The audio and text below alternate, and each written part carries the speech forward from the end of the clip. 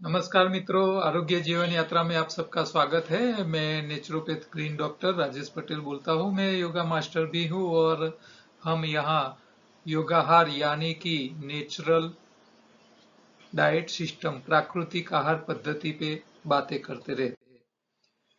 तो green doctor इसीलिए बोलता हूँ कि हम आहार से ही अपनी बीमारी को ठीक रखने का ज्यादा ध्यान रखते हैं।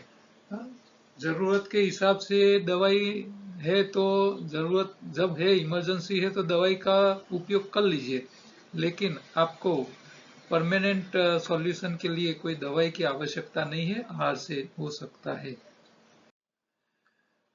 आरोग्य का पंचामृत एक ही बात सिखाता है कि गलती से ही बीमारी आती है। जरूरत से ज्यादा खाओगे, गलत खुराक खाओगे, बिना चबाया खाओगे, तीनों टाइम खाओगे, एसिडिक खुराक यानी कि पकाया खुराक खाओगे तो शरीर में रोग आएंगे। पकाया खुराक खाओगे तो पोषक तत्व कम जाते हैं। तो बीमारी के कारण यही है, शरीर में एक्स्ट्रा इकट्ठा हुआ कचरा और पोषक तत्व का अभाव। इसके अलावा बीमारी नहीं आती है। बीमारी खुराक से ही आती है, तो आप अल्कलाइन यानी कि कच्चा खुराक खाइए तो शरीर में बीमारी रहेगी नहीं, और पोषक तत्व साथ में खाते रहिए। बीमारी जाती है कचरा निकलने से और पोषक तत्वों की पूर्तता से। तो आप कचरा निकालने के लिए या तो हर रोज एक टाइम उपवास कीजिए, या तो हफ्ते में उपवास कीजिए, या तो खाते हुए इतनी मेहनत कीजिए, तो शरीर में कचरा इकट्ठा नहीं होगा। और खाने में पोषक तत्व शामिल कीजिए यानी कि हरी पत्ती खाते रहिए, तो ये बीमारी इससे चली जाती है। और बीमारी से बचने के लिए शरीर की सफाई करते रहो, एनिमा मल शुद्धि का प्रयोग करते रहिए और पोषक तत्व खाते रहिए। बीमारी आ गई है तो डेयरी प्रोडक्ट खानी छोड़ दीजिए। हम यहाँ प्रश्नोत्तरी करते हैं। कल हमने बात की थी कि बच्चों की बीमारी से कैसे बचाए, बच्चे को कैसे बीमारी से बचाए। तो बीमारी बच्चों को भी होती है, बड़े को भी होती है, बुजुर्ग को भी हो सकती है। क्यों? क्योंकि हम छोटी छोटी बातों का ध्यान नहीं रखते हैं। आज नए सवाल लेंगे। बच्चों की तो बातें हो गई, लेकिन बुजुर्ग लोगों को बीमारी से कैसे बचाए। अब बुजुर्ग हो और बीमारी न हो, ऐसी शक्यताएं बहुत कम है। हाँ, आपको 5%, 10% ऐसे लोग मिल जाएंगे जो बुजुर्ग भी है और शरीर में कोई बीमारी नहीं हो, ऐसे मिल जाएंगे। तो ऐसे बहुत कम मिलेंगे। हाँ, कई लोग खुश है कि उनके जो बुजुर्ग लोग हैं, घर में सीनियर सिटीजन है, वो बीमार नहीं है, वो अपने काम खुद कर लेते हैं, अपने हिसाब से जीते हैं। हाँ, उनका पेंशन आता हो, या उनके पास अपनी इतनी आमदनी है, या तो उनके पास इतना पैसा का फंड है कि उनको बच्चों के ऊपर डिपेंड नहीं रहना पड़ता है। तो ऐसे फैमिली सुखी है। लेकिन सबके भाग में ये सुख नहीं है, सबके हिस्से में नहीं है। हाँ, ज्यादातर लोग बुजुर्गों से परेशान है। क्यों? क्योंकि बुजुर्ग, पहले तो ज्यादा 80-90% लोग आपको बीमार ही मिलेंगे, दवाई खाने वाले। अच्छा, दवाई खाने वाले बुजुर्ग, समय पे दवाई चाहिए, अर्जेंट चाहिए, उन्होंने के मुंह में से निकल गया कि भाई ये दवाई लानी है, तो वो जब तक नहीं आती है तब तक शांत नहीं रहते हैं। तो बच्चे जैसे जिद्दी हो जाते हैं। तो बुजुर्गों में क्या क्या समस्याएं होती है ज्यादातर? तो सबसे ज्यादा जो बीमारियां मैंने बुजुर्गों में देखी है वो है बीपी, डायबिटीज, जॉइंट पेन और मेमोरी लॉस, याद शक्ति कमजोर हो जाना। तो ये 4 प्रकार की मेन बीमारियां आपको सब बुजुर्गों में मिलेगी। हाँ, ये हर एक बुजुर्ग में कोई ना कोई तो बीमारी आपको मिल जाएगी। तो शहर में रहते हो और ऐसी बीमारी न मिले, ऐसा नहीं हो सकता। बहुत कम ऐसे बुजुर्ग है जो एक्टिव है, हेल्थ कॉन्शियस है और खुद अपनी जिंदगी जी रहे हैं। ऐसे डेवलप कंट्री में आपको मिल जाएगी, इंडिया में ऐसे नहीं है। इंडिया में हालत क्या है कि बुजुर्ग जब रिटायर हो जाता है तो एकदम आलसू हो जाता है। विदेश में क्या होता है, विदेश में बुजुर्ग जो लोग होते हैं वो रिटायर होते हैं, लेकिन उनके बच्चे उनके साथ नहीं होते हैं। तो हमारे हिसाब से अपने बच्चे अपने साथ न हो तो उसको दुख माना जाता है। वो लोग ऐसा मानते हैं कि भाई हमारे बच्चे अपने हिसाब से जी रहे हैं तो उसको एक अच्छा मानते हैं। क्यों? क्योंकि वो अपनी जिंदगी जी रहे हैं, उनकी जिंदगी में हम इंटरफियर तो नहीं कर रहे, उसको ऐसा मानते हैं। और हमारे लोग क्या बोलते हैं कि भाई मैं बच्चों के साथ रहो, बच्चा जो हर रोज सुबह से शाम कर रहा है, बच्चे की बहू जो काम कर रही है तो उसको हर रोज अपने उनके काम में टांग अड़ाते रहूं, उसको अच्छा मानते हैं। तो ये दोनों की सोच में फर्क है। डेवलप कंट्री में लोग रिटायर होते हैं, फिर अपनी हेल्थ अच्छी रखने के लिए कॉन्शियस हो जाते हैं कि भाई मुझे बीमार पड़ना नहीं है, मुझे मेरे बच्चों को बुला के उनके ऊपर जिम्मेदारी थोपनी नहीं है, इसीलिए मैं अपनी हेल्थ अच्छी रखूंगा। तो वो हेल्थ कॉन्शियस है। वो रिटायर होने के बाद कोई ना कोई काम चालू रखते हैं, मुफ्त में भी करते हैं। कई कई देशों में तो रिटायर लोग सरकार के प्रोजेक्ट में काम करने लग जाते हैं, बिना सैलरी, बिना पैसा वो काम में लग जाते हैं। हमारे इंडिया में जैसे रिटायर हो गए बीमारी शुरू हो जाती है। काम करते हैं तब तक बीमारी नहीं आती है, लेकिन बीमारी तभी आती है जब व्यक्ति रिटायर हो जाता है। इंडिया में खास हो रहा है, क्यों? क्योंकि वो फैमिली में रहता है, उनके बाल बच्चे जो भी है, बेटा है बहू है, वो उनको कुछ काम करने नहीं देते हैं, आराम करो बैठे रहो। और ये मानसिकता, और वो काम करेंगे तो लोग क्या कहेंगे, ये मानसिकता सामाजिक प्रश्न भी है। लोगों के माइंड में ऐसा है कि भाई बूढ़े हैं, रिटायर हो चुके हैं और उनके पास काम करा रहे हो आप, कोई देख जाएगा तो क्या कहेगा। तो ऐसी मानसिकता में लोग क्या करते हैं, अपने बुजुर्गों को कुछ करने नहीं देते हैं, बाहर जाने भी नहीं देते, घूमने नहीं देते। अरे एक्सीडेंट हो जाएगा, कुछ हो जाएगा, हम कहाँ दौड़ेंगे, आप बैठे रहो, सोफा में बैठे रहो बस।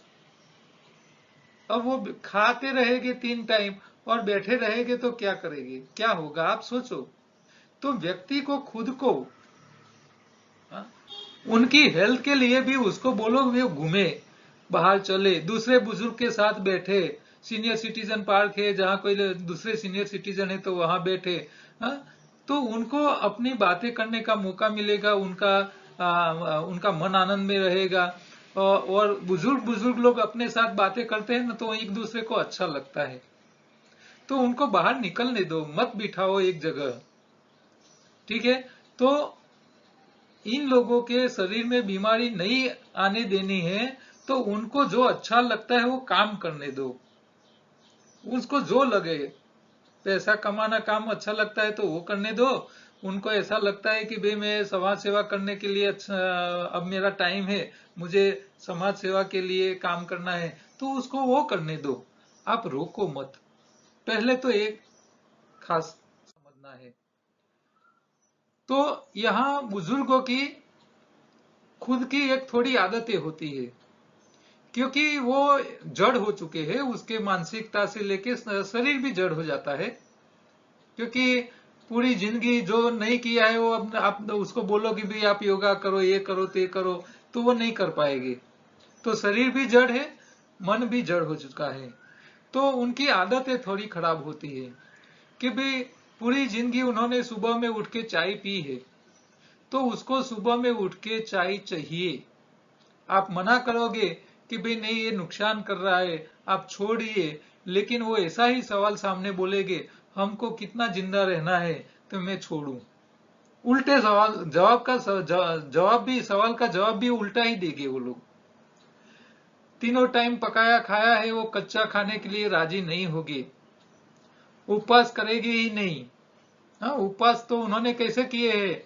हाँ, हमारे गुजरात में तो રાજગરાનો શીરો, બટાકાની ભાજી, સાબુદાનાની ખીચડીઓ, ફરારી પીઝા અને આવું બધું ખાઈ ખાઈને ઉપવાસ કરે। तो वो उनकी जो उपवास की जो मेंटालिटी है, सोच है कि भाई उपवास शरीर सफाई के लिए है, उसकी जगह वो उपवास के दिन अपने शरीर को ज्यादा बिगाड़ते हैं और उसमें से वो कभी बाहर आने वाले नहीं है। आप बोलो कि भाई उपवास के दिन फ्रूट खा के चलाओ, ये करो, तो नहीं, नहीं चलाएगी वो लोग। वो गलत, सच्ची और सही बातें भी वो नहीं स्वीकारेगी और अपनी बात ही को सच्ची मानेंगे, दूसरे की किसी की बात सुनेंगे नहीं। ये उन लोगों की आदत है, बुरी आदतें है। तो बुजुर्ग और बच्चे दोनों एक समान होते हैं, जिद्दी हो जाते हैं। तो अब उनको उनकी बीमारियों में से कैसे निपटाना है। हाँ? क्योंकि बीपी की बीमारी है, डायबिटीज की बीमारी है, जॉइंट पेन की बीमारी है और साथ में मेमोरी की भी समस्याएं होती है। तो वो आपके हिसाब से योगाहार करने वाले नहीं है, नेचुरल डाइट पे आने वाले नहीं है, या दूसरी कोई थेरापी या सिस्टम वो एडॉप्ट नहीं करेंगे। आप उसको बोल के प्रयत्न कर सकते हो कि भाई ये करने से ये होता है, ये करने से वो होता है। समझदार बुजुर्ग होशियार होंगे तो शायद वो उसको एडॉप्ट करेंगे। लेकिन होशियार या जिद्दी वलन, होशियार नहीं है, जिद्दी वलन वाले हैं, जिद्दी सोच वाले हैं, तो वो अपनी ही मनमानी करेंगे, वो किसी की नहीं सुनेंगे। आपकी बुजुर्ग भी नहीं सुनेंगे और हमारे भी जो है कुटुंब वाले, हमारे फादर मदर है, वो सब भी अपनी सोच जो है उसको कभी बदलने वाले नहीं है। ठीक है, तो अब उनके लिए क्या करें। तो उनको समस्या किसके कारण आई है ये आपको समझ लेनी है। तो जो 4 रोग मैंने बताए, बीपी, डायबिटीज, जॉइंट पेन और मेमोरी की, तो उसके लिए हो सके इतनी हमको सप्लीमेंट देके उनको वो बीमारी में से उनकी गोलियां बढ़ न जाए, बीमारी की दवाई बढ़े नहीं। चालू है तो कम से कम चालू रहे, बंद न हो जाए तो कोई बात नहीं है, लेकिन वो बढ़ न जाए और हो सके तो थोड़ी कम हो जाए, ऐसा प्रयत्न आपको करना है। वो कुछ करने वाले नहीं है, जो भी करना है आपको करना है। ये आपको ध्यान रखना है। खास करके मैं बहनों को मैं खास बोलूंगा ये कि छोटी छोटी बातें आप ध्यान रखिए, उनकी बीमारी बढ़े नहीं, दवाई की जरूरत कम पड़ती रहे और वो हेल्दी रहे, ऐसा आपको करना है। तो क्या क्या किया जा सकता है। तो उपाय में सबसे पहले तो वो एनिमा लेंगे नहीं, तो उनको लिए मल शुद्धि रखे घर में।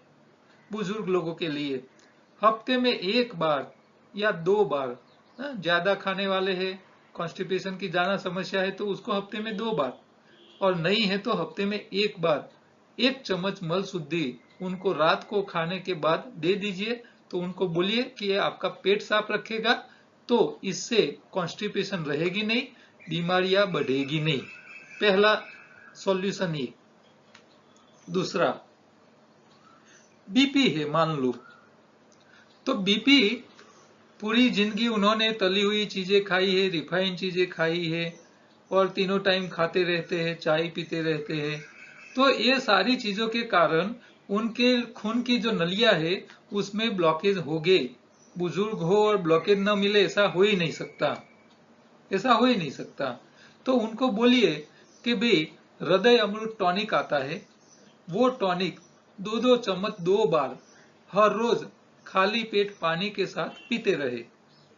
तो उनकी जो गोली है बीपी की, उसमें क्योंकि खाना तो ये तीनों टाइम पकाया ही खाएंगे, तो उनका ब्लॉकेज बढ़े नहीं, समस्या बढ़े नहीं, बीपी की गोलियों का डोज आगे बढ़े नहीं। इसके लिए हृदय अमृत टॉनिक, हार्ट टॉनिक जिसको हम बोलते हैं, वो 2 बार 2-2 चम्मच आधे ग्लास पानी में उसको खाली पेट पिलाते रहिए। क्योंकि आप चाय बंद कराने जाओगे तो नहीं पर करेंगे, पकाया खाना बंद कराओगे तो नहीं करेंगे, उसको तो चाहिए ही। कई बुजुर्गों तो हफ्ते में 2-3 बार तली हुई चीजें चाहिए खाने में। तो वो भी खाएंगे, मांगेंगे आपके पास, नहीं दोगे तो वो नाराज हो जाएगी और उनको दुखी करने का कोई मतलब नहीं है। तो वो खाना खा के शरीर में कचरा बढ़ाए, इससे अच्छा है कि वो कचरा निकालते रहे, भले बढ़ाए, साथ में सफाई होती रहे।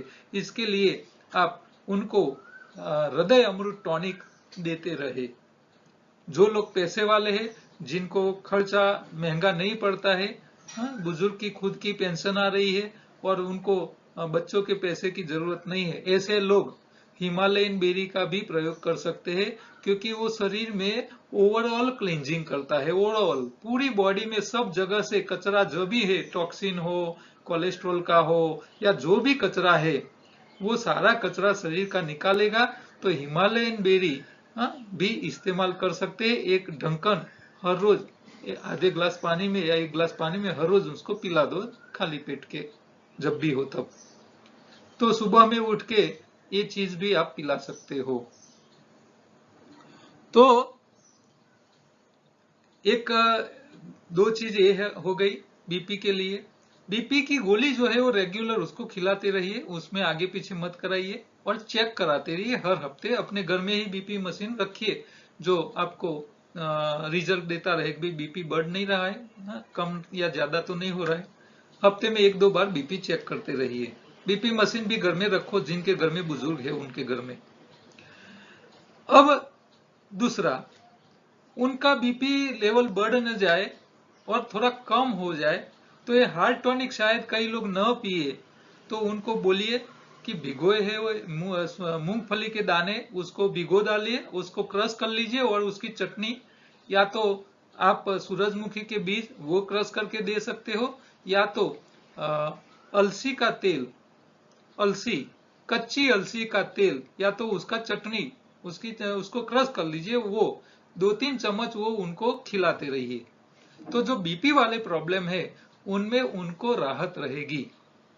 और उनको खट्टे फल खाने की आदत है तो वो भी खिलाते रहिए।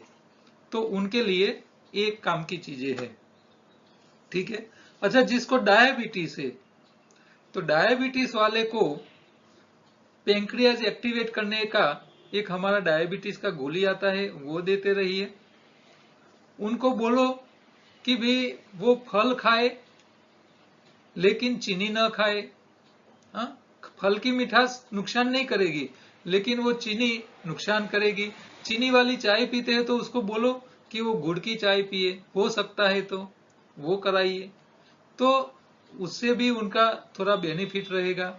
अच्छा, हो सके इतनी चटनियां और सलाद के जूस या चटनी के फॉर्म में, क्योंकि दांत होते नहीं है बुजुर्ग को, तो वो लिक्विड जूस या वो उनके खाने के टाइम आप उसको देते रहिए कि भाई ये थोड़ा आपको अच्छा लगता है तो पी लीजिए। तो वो जूस पिएगे, फल खाएंगे, तो उसकी डायबिटीज की समस्या थोड़ी कम होगी। तो खट्टे फल के साथ मीठे फल भी उसको दे दीजिए कि भाई ये खाने में कोई दिक्कत नहीं है, आप चिंता मत करो, इसका डायबिटीज बढ़ेगा तो शरीर को नुकसान नहीं करेगा, लेकिन आप चावल और रोटी कम कीजिए। डायबिटीज वाले को अब चावल और रोटी की जगह मान लो पकाया नहीं छोड़ सकते हैं, तो उनको लिटिल मिलेट बना के खिलाइए। रात की जो पकाया खुराक है, चावल है या रोटी है, तो उसकी जगह, खिचड़ी की जगह आप लिटिल मिलेट की घेंस बना के दे दीजिए, तो वो उसको डायबिटीज में फायदा करेगी। तो फाइबर युक्त चीजें जो है, कोलेस्ट्रॉल, कार्बोहाइड्रेट्स कम जाए और फाइबर ज्यादा जाए, ऐसे अनाज के साथ लिटिल मिलेट अच्छा है उसका ऑप्शन। तो बड़े जाड़े धान्य के हिसाब से वो पतले छोटे छोटे दाने वाले धान्य है, वो उनको ज्यादा दिया करो, तो उसकी डायबिटीज की समस्या में फायदा रहेगा, ठीक है। दूसरा, कि वो लोग रात का या दोपहर का भोजन ज्यादा खा न ले, उसके लिए उन लोगों को क्या करना चाहिए कि आपको दूसरे जो उनको अच्छे लगते हो ऐसे फल, उसको रिमाइंड करते रहो, ये थोड़ा खा लीजिए, आप आपके लिए ही लाए हैं। तो वो क्या करेंगे, थोड़ा फल और खाने से पहले थोड़ा फल या ऐसा कुछ खा लेंगे, नाश्ता कर लेंगे, तो फिर शाम का या दोपहर का खाना वो थोड़ा कम खाएंगे, तो पकाया अनाज उसके शरीर में कम जाएगा। तो ये आपको ट्रिक थोड़ी याद करके उनके साथ ये करते रहना है। और डायबिटीज की हमारी जो कैप्सूल है वो आप दे सकते हो। तो एक एक गोली खाने से पहले 1-1 घंटा उनको पिला दीजिए, तो उसकी डायबिटीज की जो गोली की रिक्वायरमेंट है वो महीने 2 महीने 3 महीने के बाद थोड़ी थोड़ी कम होती जाएगी, तो उसको फायदा इसमें दिखेगा। तो डायबिटीज वाले को ये करना है। जॉइंट पेन वाले जो है उन लोगों को बबूल फली बहुत अच्छी काम में आती है। और सहजन की फली की पाउडर, बबूल और सहजन की फली दोनों की फलियां जॉइंट के बीच में लिक्विड या ऑयलिंग करने का काम, अच्छा लुब्रिकेशन करने का काम अच्छा करते हैं। तो बबूल की फली और ये आप उनको दे सकते हो। ठीक है, तो ये आप ध्यान रखिए।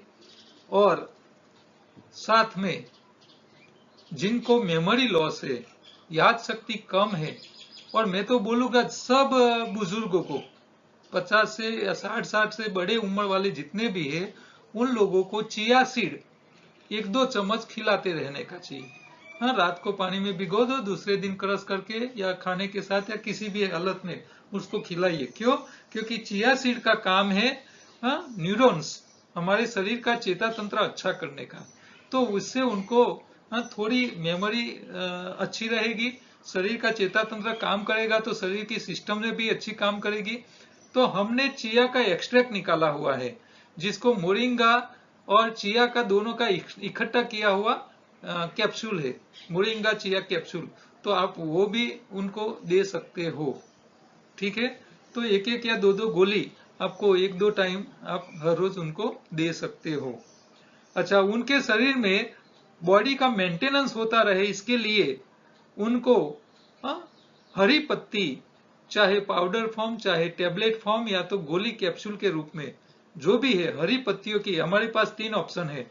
एक तो मोरिंगा या कि सहजन की पत्ती का कैप्सूल आता है, सहजन की पत्तियों का एक्सट्रैक्ट आता है जिसमें चिया भी शामिल है, तो वो है। और तीसरा है स्पिरुलिना। तो ये अद्भुत चीजें है। ये हर रोज 2-2 कैप्सूल या 3-3 गोली, 2-3 गोली हर रोज उनको देते रहो, तो उनके शरीर में मेंटेनेंस बना रहेगा, बॉडी में समस्याएं बढ़ेगी नहीं। और जिन बुजुर्गों को खून कम है उन लोगों को फिंडला, प्रिकली पियर्स जो रेडीमेड खून ही है कुदरत का, वो समय अंतर पे थोड़ा थोड़ा देते रहिए, तो उनका खून नया बनेगा।